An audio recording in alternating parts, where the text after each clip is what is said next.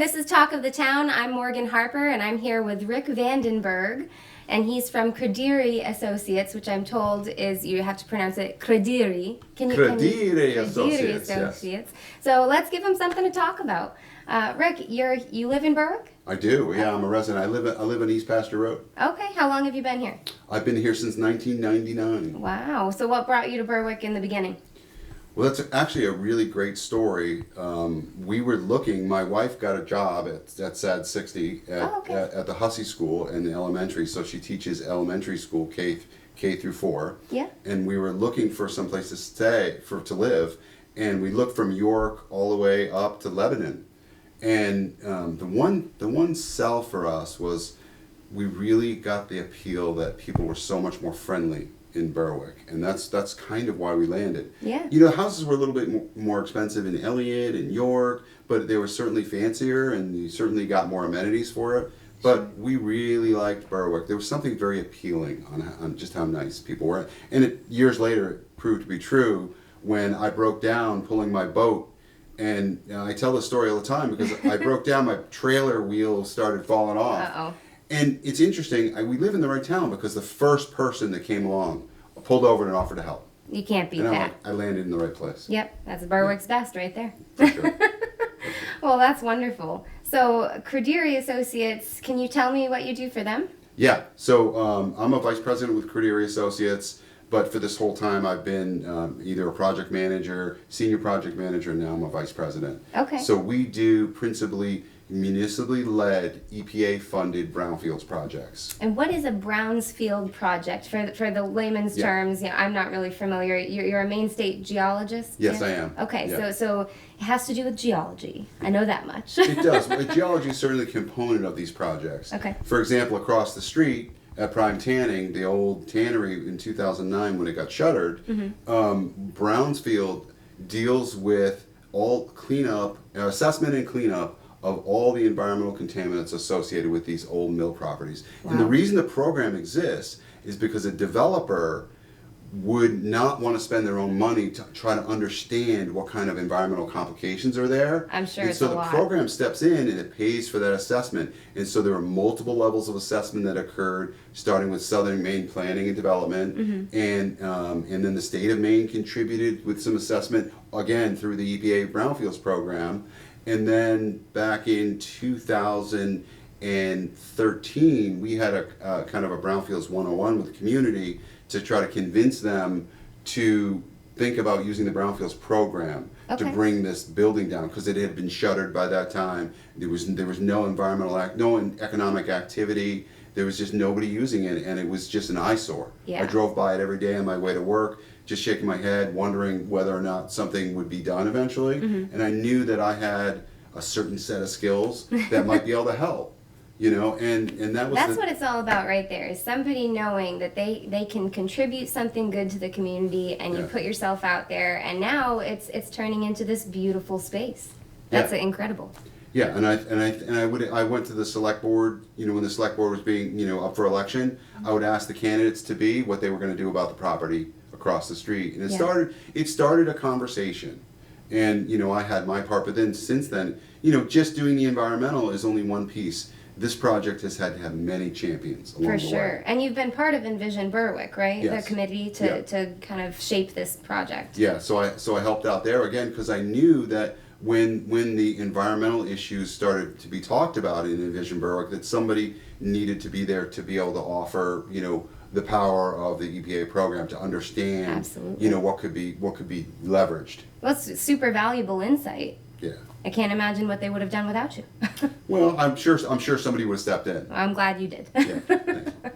Well, so being part of Envision Berwick from, you know, those early stages to what it is now, how do you feel like it's turned out? Do you like the direction it's going? Are you still involved with the committee? Specifically you're talking about what's across the street. You're talking about what we call the edge now. Yes. So yeah, I mean, I do like the direction. I like the fact that I think Steve Eldridge was had the courage enough to begin a letter writing campaign and sent a letter to Great Falls Construction, you know, offering the property, and they read the letter, and he said the right things to them, meant something to them, and it got their interest. And so I think that's the next best. Like doing the environmental, getting the public interest in doing something is one thing, but without an interested developer, that's the other piece. And I know people think, oh, well, it's the evil developer, they're just there to make money.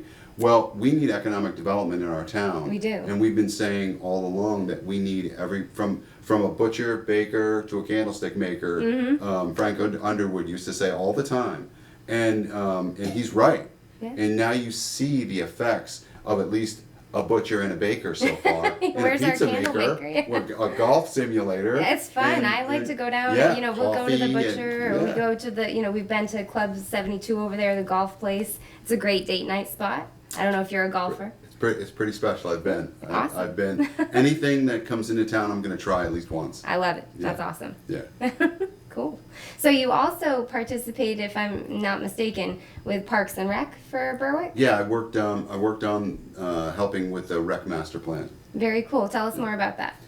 The one thing I realized about that is that, again, because through Brownfields and through the Edge project, I started to have an understanding of what was going on in town and how the town worked, and how the select board worked, how the planning board worked, and then also I was a volunteer for Berwick Youth Baseball. Okay. So I got an understanding of what was needed on both sides. Excellent. And I think one of the things that I like to say that I'm good at is trying to see from other people's perspectives.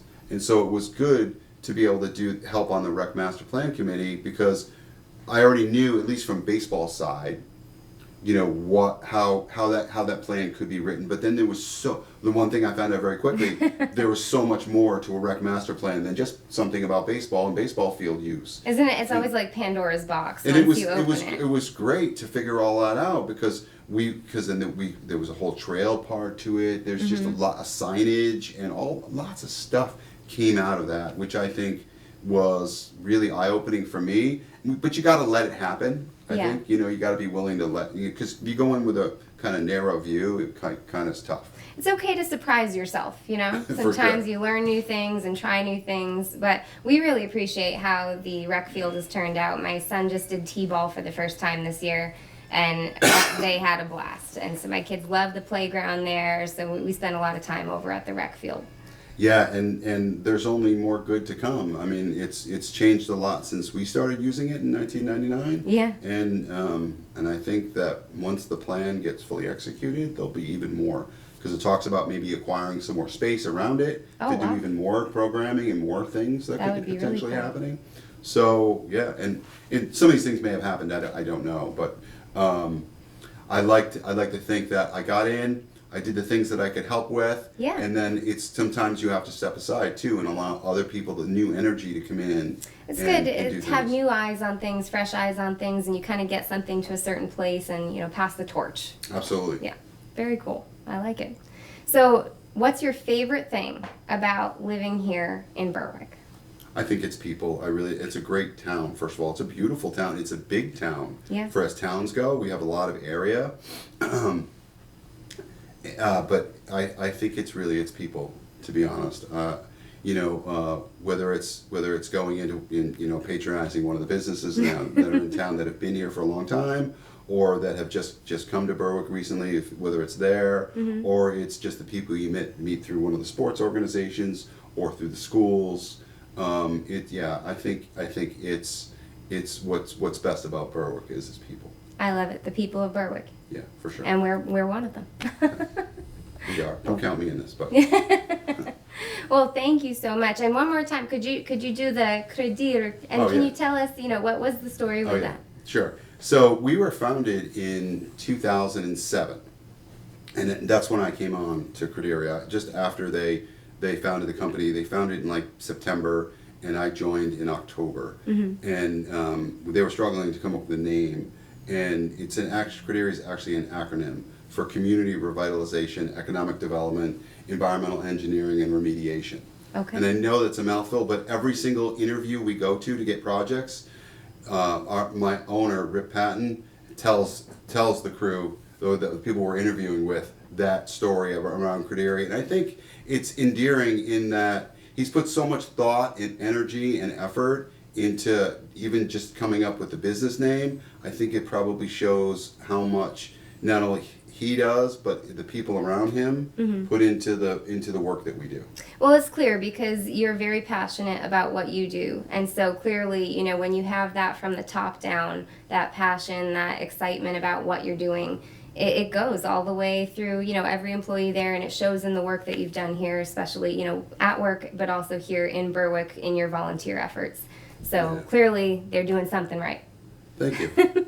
Well, thank you very much for being here and chatting with us. It was a pleasure. You have to do the pronunciation.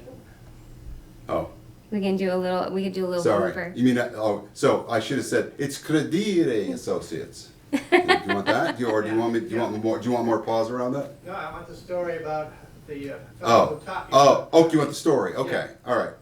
So the story is that you know, we pronounce the company name Credere Associates in a very, you know, New England style, but we've been to a Brownfields interview with a town manager up north somewhere who will remain nameless, who had a good Italian last name, and when Rip stood up and told them that we were from Credere Associates, he stopped Rip right in his tracks and said, no, hang on a second.